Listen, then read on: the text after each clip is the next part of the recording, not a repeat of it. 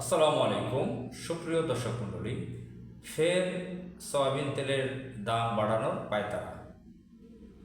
আপনারা নিশ্চয়ই শুনেছেন প্রতি লিটারে 18 টাকা বাড়াতে যাচ্ছে।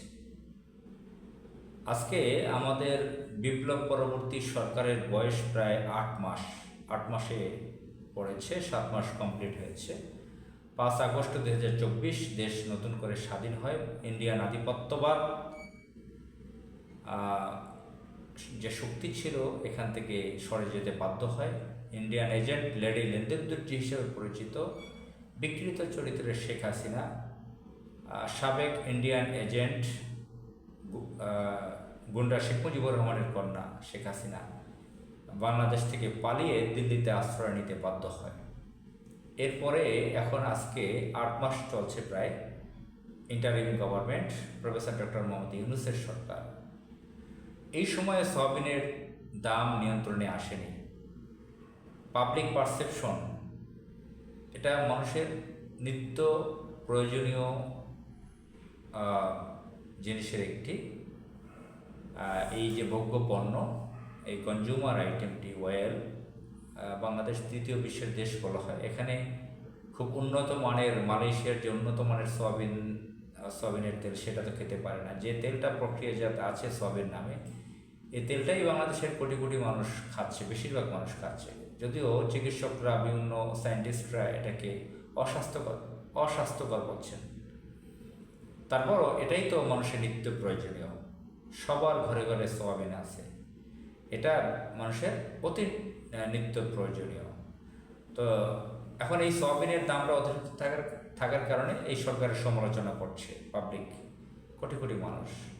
তো এখন পর্যন্ত সেই পালিয়ে যাওয়া যে অপশক্তি আওয়ামী লীগের, এসালম গ্রুপ বলেন এবং অন্যান্য যারা আছে, তারা এখান থেকে নাটাই ঘোরাচ্ছে।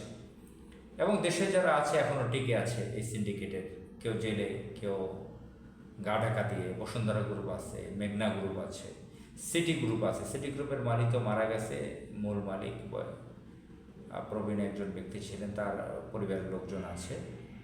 আরও কয়েকটা কোম্পানি মিলে, যারা ব্যাংক ডাকাত সকলেই, এরা মিলে সয়াবিন, সালমান এফ রহমান এদের সর্দার এদের, তো এরা মিলে সয়াবিনের দামটা বাড়িয়েছিল। সয়াবিন তো 80-90 টাকা লিটার ছিল, আপনারা জানেন। সেটা 200 টাকা বা 190 টাকা করেছে কে? এই সিটি গ্রুপ, এই বসুন্ধরা গ্রুপ, মেঘনা, নাবিল গ্রুপ যেটা বলেন, এই সালমান এফ রহমানের সঙ্গে সংযুক্ত আছে।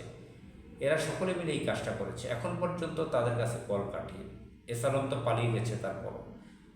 তো এটা সাংঘাতিক একটা ব্যাপার। বাণিজ্য উপদেষ্টা, তিনি আকিজ গ্রুপের একজন কর্ণধার, মালিক, পার্টনার, আকিজ সাহেবের ছেলে। তিনি এখন একজন বাণিজ্য উপদেষ্টা। তিনি সব কিছু জানেন, জানার পরও পেরে উঠছেন না। আমার দেশে এটা নিয়ে আমার দেশ পত্রিকা একটা রিপোর্ট করেছে, শিরোনাম হচ্ছে ফের সয়াবিন তেলের দাম বাড়ানোর পায়তারা। আমি আপনাদেরকে পড়ে শোনাচ্ছি রিপোর্টটি। আবারও সয়াবিন তেলের দাম বাড়ানোর পায়তারা শুরু হয়েছে। 4 মাসের ব্যবধানে দ্বিতীয় দফায় লিটারে 18 টাকা বাড়ানোর প্রস্তাব করা হয়েছে ব্যবসায়িকদের পক্ষ থেকে। এর আগে গত বছরের অক্টোবর ও 3 নভেম্বর মাসে ভোজ্য তেলের সংকট দেখা দিলে ব্যবসায়ীরা দাম বাড়ানোর দাবি তুলে। ব্যবসায়ীদের দাবির কাছে নথি স্বীকার করে 9 ডিসেম্বর সয়াবিন তেলের দাম প্রতি লিটারে 8 টাকা বাড়ায় সরকার।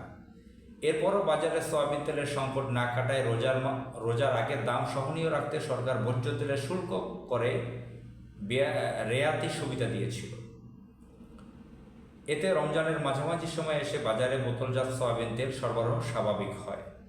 এদিকে ভোজ্য তেলের শুল্ক করে রেয়াতি সুবিধার মেয়াদ শেষ না হতেই সয়াবিনের দাম লিটারে 18 টাকা বাড়ানোর ঘোষণায় ঈদের পর আবারও ভোজ্য তেল সয়াবিনের কৃত্রিম সংকট সৃষ্টি হতে পারে বলে আশঙ্কা করছেন ভোক্তা ও খুচরা পর্যায়ের ব্যবসায়ীরা। বাণিজ্য মন্ত্রণালয়ের দেয়া তথ্য মতে ভোজ্য তেলের শুল্ক করে যে রেয়াতি সুবিধা দেওয়া হয়েছিল তার মেয়াদ শেষ হবে 31 মার্চ। সরকার নতুন করে এর মেয়াদ বাড়াবে কিনা তা এখনও সুস্পষ্ট নয়, কিন্তু মেয়াদ শেষ হওয়ার আগেই ব্যবসায়িকদের বোতলজাত সয়াবিনের দাম লিটারে 18 টাকা বাড়ানোর ঘোষণা রহস্য সৃষ্টি হয়েছে। গতকাল বৃহস্পতিবার ভোজ্য তেল পরিশোধনের কারখানাগুলোর সংগঠন Bangladesh vegetable oil refiners and Vanaspati manufacturers association এক চিঠিতে বোতলজাত সয়াবিনের দাম লিটারে 18 টাকা এবং খোলা সয়াবিনের দাম লিটারে 13 টাকা বাড়ানোর কথা বাণিজ্য মন্ত্রণালয় ও বাংলাদেশ ট্রেড অ্যান্ড ট্যারিফ কমিশনকে লিখিতভাবে জানিয়েছে। আগামী 1 এপ্রিল থেকে এই দর কার্যকরেরও ঘোষণা দিয়েছে তারা। ভোজ্য তেল ব্যবসায়ীরা বলছেন, এ সময় ভোজ্য তেলের শুল্ক করে যে রেয়াতি সুবিধা রয়েছে তার মেয়াদ বাড়ানো হলে দাম আগের মতোই থাকবে, আর যদি শুল্ক করের রেয়াতি এ সুবিধা উঠে যায় তাতে আমদানির খরচ বাড়বে, তখন দাম বাড়ানো ছাড়া আর উপায় থাকবে না।